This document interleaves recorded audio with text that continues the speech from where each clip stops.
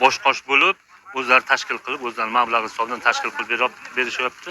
Keksa nuroniy bobolarimiz ham bundan chetga turganlar yo'q, o'zlarining duolari bilan, ularga to'g'ri yo'l yo'riq ko'rsatishlar bilan hissalarni qo'shib namunali bo'lib kelyapti. Barcha yurtdoshlarimiz qatori ushbu qishloq ahli ham Navro'z ayyomini o'zgacha shukuh va ko'tarinki kayfiyatda nishonladilar. Quruqor tog'lar yonbag'rida tashkil etilgan bayram tantanalarida bu qishloq ahlining mustaqil yurtga, ona vatanga, xalqqa bo'lgan kuchli hurmat tuyg'usi sezilib turdi. Navro'zni avvalo shukronalik, ahillik, birdamlik va milliyligimiz aks etgan aziz bayramlarimizdan biri desak, hech mubolag'a qilmagan bo'lamiz. Chunki bu bayramda avvalo tinchligimiz, milliy qadriyatlarimiz, mustaqillikning shukuhi va fayzi, bizning o'z an'analarimiz va odatlarimizga bo'lgan erkin va ozod yurt farzandlari ekanligimizdan yaqqol namoyon bo'ldi.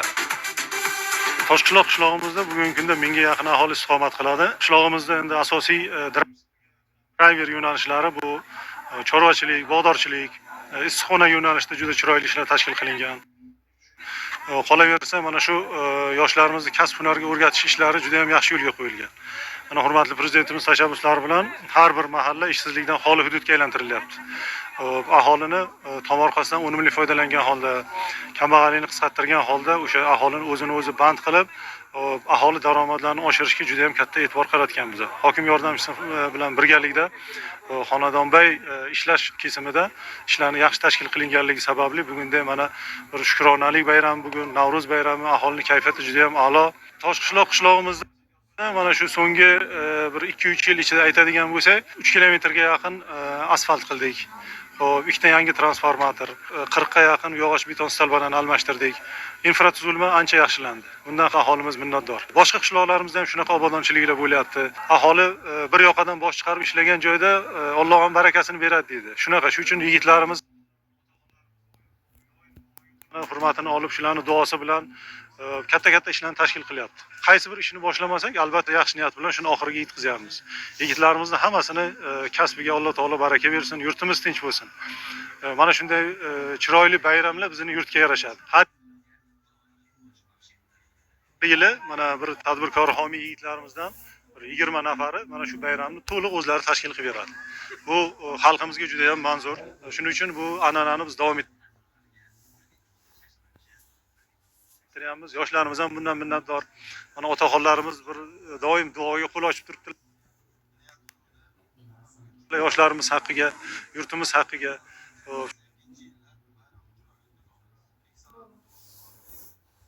Shunaqa bayramlar ko'p bo'lsin. Tadbirda ijro etilgan kuy-qo'shiqlar va dil so'zlarda she'rlarda ham ana shu shukronalik o'zining yorqin ifodasini topdi. Poytaxtlik taniqli xonandalar tomonidan ijro etilgan kuy-qo'shiqlar dillarga bir olam quvonch baxsh etdi. Yig'ilganlar kayfiyatida ko'tarinkilik uyg'otdi. Darvoqe, bu qishloqda ajoyib bir an'ana bor. Har yili ma'lum bir yilda tug'ilgan sinfdoshlar Navro'z bayramini tashkil etishadi. Bu yilgi bayram tantanalariga 1980, 1981 va 1982 yillarda tug'ilgan sinfdoshlar bosh-qosh bo'lishdi. Niyat qiluvdi. Mana bugun chiroyli bayram qilib etdi. 80-yil, 81-yil, 82-yilda bayramni chiroyli o'tkazyapmiz. Keksalarning duosini oldik. Aka-ukalar xursand, opa-singillar hammasi o'yin-kulgi qilib chiroyli o'tibdi bayramimiz. Mana shunaqa kunlar ko'p bo'lishini istab qolamiz. 7 yoshdan 70 yoshgacha hammaning kayfiyati a'lo bugun. Chiroyli bir bayram tashkillashtirganmiz. Tashkil ish qilgan yigitlarimizga ham katta rahmat. Ko'mkuf maydon uzra go'yo yoshlikning shukuhi, orzularning sabosi kezib yurgandek. Barchaning yuz ko'zida tinchligimizga, to'kin sochin yurtimizga bo'lgan shukronalik tuyg'usi namoyon. Yig'ilganlar 7 yoshdan 70 yoshgacha barchasi raqsga tushdilar. Hatto san'atkorlarga jo'r bo'lib qo'shiq kuylashdi. Albatta bularning barchasi tinchlikdan, ozod va obod vatanimizning gullab yashnayotganligidandir. Zero dasturxoni to'kis, xalqi farovon va osmoni musaffo yurtdagina ana shunday bayramlar, to'yu tantanalar yarashadi.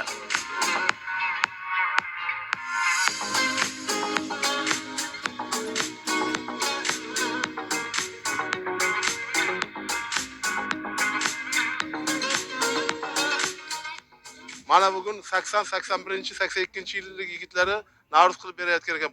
Xayr ishini ko'proq qilaylik yoshlarim. Mana shu bu yil bo'lmagan bo'lsa 1 milliardlik toshloqli ish bo'ldi. Zamon tinch, yurt obod, hammani topgan to'ylarga buyursin. An'anaviy tarzda o'tkazib kelinayotgan bu ayyomning buyurgisi ham yanada qiziqarli lahzalarga boy bo'ldi. Barcha saylga chiqdi.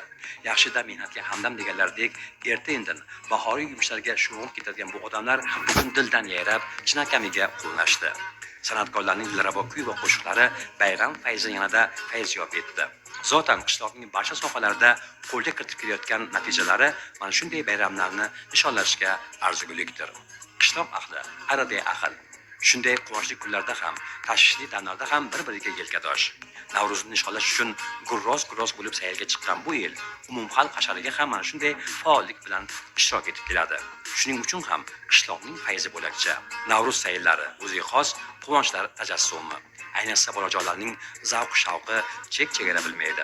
Xuddiki osmonning tokida hilpirayotgan varraklardan da sarbanat.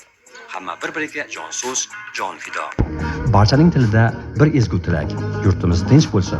Osmonimiz musaffo. Bahoriy ayyom. Navruz shodiyonalari bardavom bo'lishini istab, shodumon elga Hazrat Navoiyning ushbu satrlarini arg'umon qilgimiz keldi. Har tuning qadri ulubon, har kuning o'lsin Navruz.